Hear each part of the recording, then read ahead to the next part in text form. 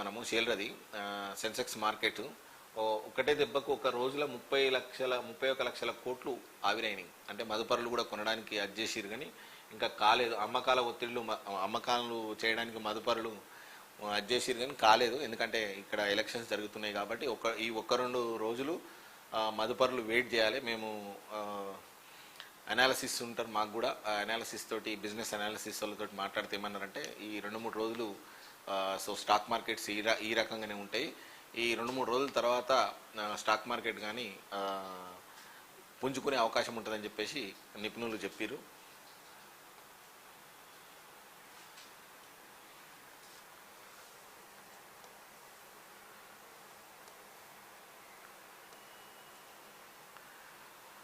వారణాసిలో మోడీకి భారీగా తగ్గిన మెజారిటీ, కేంద్రంలో దోబూచులాట, మారుతున్న రాజకీయ సమీకరణాలు, మిత్రులు చేయిస్తే బీజేపీకి కష్టకాలమే, ఇప్పటికే రంగంలోకి ఇండియా కూటమి, మద్దతు కోసం రహస్య మంతనాలు, పాత మిత్రులతో బాబు, నితీష్కు గాలం, రంగంలోకి పవార్, డీకే కేసీ వేణుగోపాల్, ఇండియాకే మద్దతన్న మమతా బెనర్జీ, ప్రభుత్వ ఏర్పాటుపై పవన్ ఖేరా ధీమా, భాగస్వామ్య పక్షాలతో సమావేశం అవుతున్న మల్లికార్జున ఖార్గే. మీరు ఏం చేసినా ఖార్గే గారు వచ్చినాయి 200 చిల్లరన ఎంత ఇండియా కూటమికి 233 వచ్చినాయి. ఎంత చేసినా ఏం చేసినా ఇవి గంతే ఉంటాయి. వీళ్ళదే ఖచ్చితంగా గవర్నమెంట్ అవుతుంది. అలాంటి పిచ్చి ప్రయత్నాలు మానుకోగారు ఖార్గే గారు అని చెప్తున్నాం.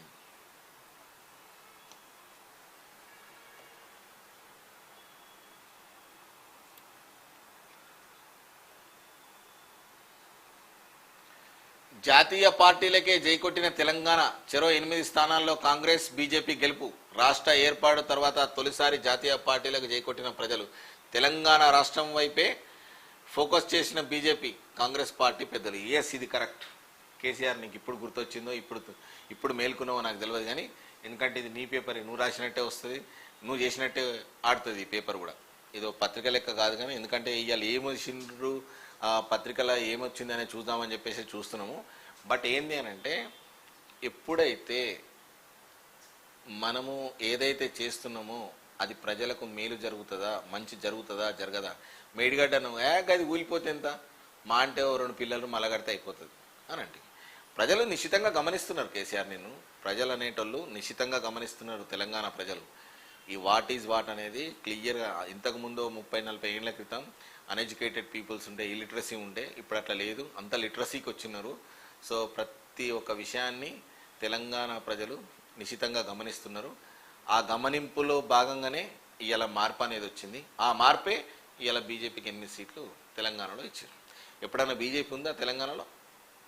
దాదాపు బీజేపీ పార్టీ ఆఫీసులో చూసుకుంటూ కూర్చుంటే ఒక కిషన్ రెడ్డి, లేకుంటే బండారు దత్తాత్రేయ, బంగారు లక్ష్మణ్, బద్దం బాలరెడ్డి, ఈ 3-4 తప్ప బీజేపీ పార్టీ ఆఫీసు ఎప్పుడు కూడా సందడి కనిపించలేదు.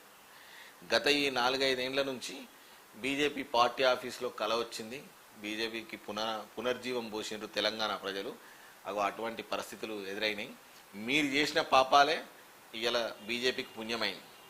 హరీష్ లత్కోర్రావు చేసిన లెక్క రఘునందన్ అన్నకు ఇవాళ గెలిచిండు. హరీష్ రావు హెల్ప్ చేస్తేనే రఘునందన్ గెలిచిండు. అదే మీరు చేసిన పాపాలు వాళ్ళకు పుణ్యాలు తగిలినాయి అంతే.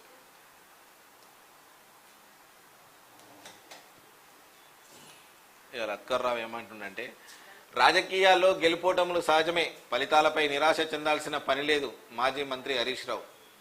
మంచి పని చెప్పినావు. ఒక్కటి, రేవంత్కు పాలమూరులో ఎదురుదెబ్బ, సొంత జిల్లాలో కాంగ్రెస్ ఓటమి, ముఖ్యమంత్రిని పట్టించుకొని సొంత జిల్లా మహబూబ్ నగర్ ఓటర్లు, సిట్టింగ్ స్థానం మల్కాజిగిరిలోనూ హస్తం, అభ్యర్థిని తప్పని ప్రభావం.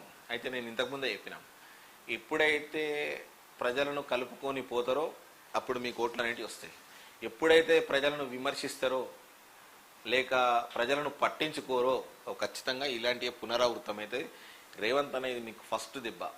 సెకండ్ దెబ్బ రాకుండా చూసుకోవాలనుకుంటే మీరు ప్రజల పక్షాన ఉండండి, ప్రజల సమస్యలను తెలుసుకోండి, ప్రజలోకి వెళ్ళండి, ప్రజలకు ఏమి కావాలి, ఏ తక్కువ ఉన్నది, ఏం కావాలని చెప్పేసి, ప్రజలకు ఎట్లా చేస్తే బాగుపడతారని చెప్పేసి ఆలోచన చేయండి. ఎంతసేపు టీఆర్ఎస్ను మీరు తిట్టడం, టీఆర్ఎస్లో మిమ్మల్ని తిట్టడం, ఇవి తప్ప ఇంకేమైనా పథకాలు అమలైనాయా?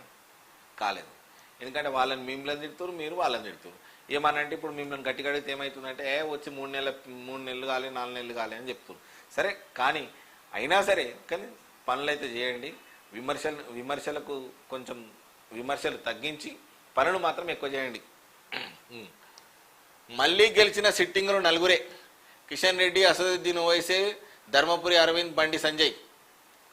రాష్ట్రం నుంచి మహిళలు, యువకులు, అనుభవజ్ఞులు ప్రాతినిధ్యం. రాష్ట్రంలో తెలంగాణ ఎన్నికల ఫలితాల్లోనూ 4 సిట్టింగ్లు ఎంపీలే తిరిగి ఎన్నికయ్యారు. ఆ 4గురిలో 3 బీజేపీ నుంచి గెలుపొందారు. బీజేపీ అభ్యర్థులుగా సికింద్రాబాద్ నుంచి కిషన్ రెడ్డి, కరీంనగర్ నుంచి బండి సంజయ్, నిజామాబాద్ నుంచి ధర్మపురి అరవింద్ గెలుపొందారు. హైదరాబాద్ నుంచి ఎంఐఎం నేత అసదుద్దీన్ ఓవైసీ. ఇంకొకటి కూడా ఏంటంటే మాధవీలతకు కూడా మనం అప్రిషియేట్ చేయాలి. ఎందుకంటే తాను ఆ ఎండలో కూడా ఎటువంటి గట్టి అసదుద్దీన్కు ఇప్పటి వరకు నాకు పోటీ లేదు, నాకు తిరుగులేదు అని తిరుగుతున్నటువంటి అసదుద్దీన్కి కూడా గట్టి పోటీ ఇచ్చినటువంటి ఒక మహిళకు మనం ఖచ్చితంగా అప్రిషియేట్ చేయాలి, హ్యాట్సప్ చెప్పాలి. ఇదే విషయం పైన ఒకసారి మనము సీనియర్ జర్నలిస్టు శ్రీనివాస్ చార్ తోటి మాట్లాడే ప్రయత్నం చేద్దాం.